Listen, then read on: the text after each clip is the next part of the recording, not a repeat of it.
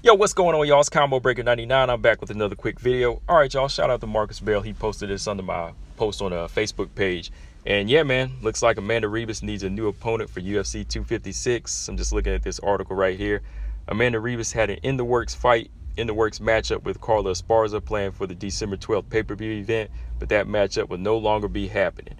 And it says the matchup had been agreed upon by both fighters, but wasn't finalized due to the date, according to a person close to the situation. The hope is the matchup can be booked for a future event in early 2021, though the current plan is to keep Ribas on the UFC 256 card against another opponent if she can find one.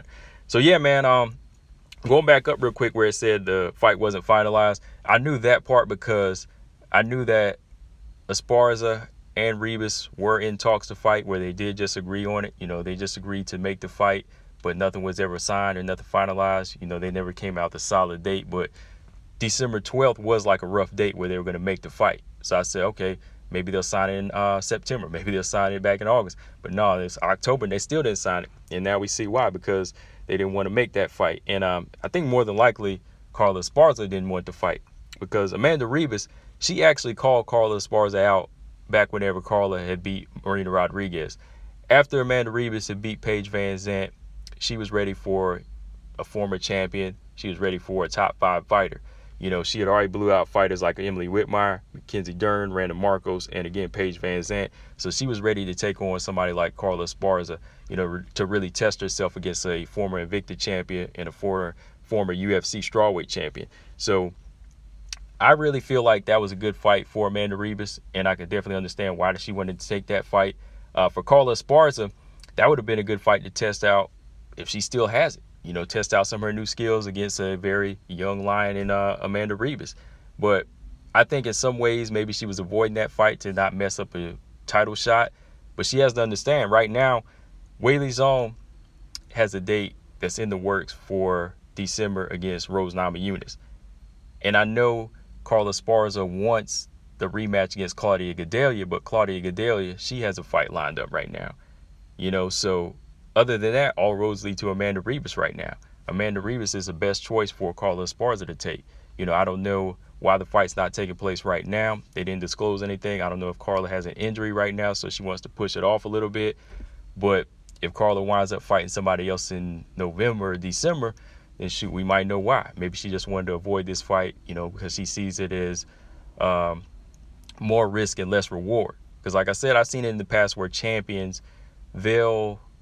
when they get to a certain point, when they get to a certain age, it's more so chess match. You know, they're definitely going to be looking for pieces that are a little bit easier to get to the title opportunities, you know, which I understand.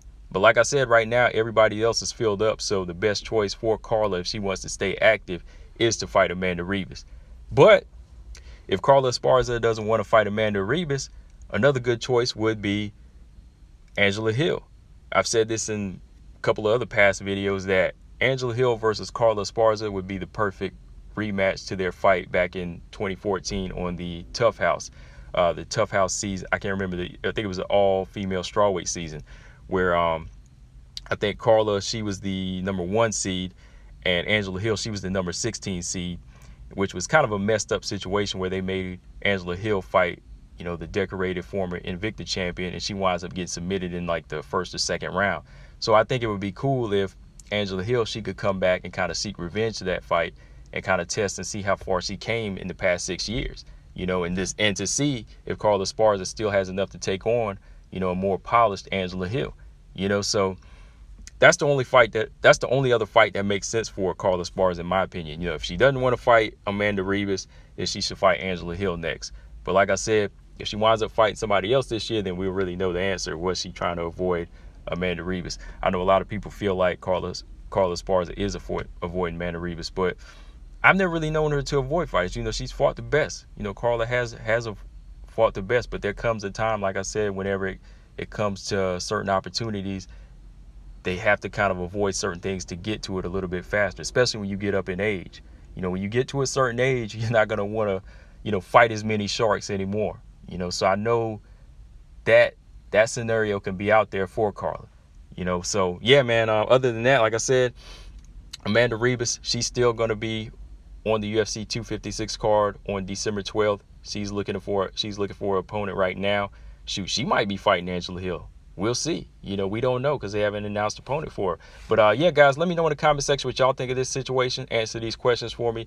Do you think Carla is avoiding Amanda Ribas?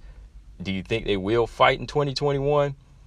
And who do you want to see Amanda Ribas fight on this December 12th date for the UFC 256 card? Let me know in the comment section, guys. Combo Breaker 99. I'm out. Subscribe. Peace.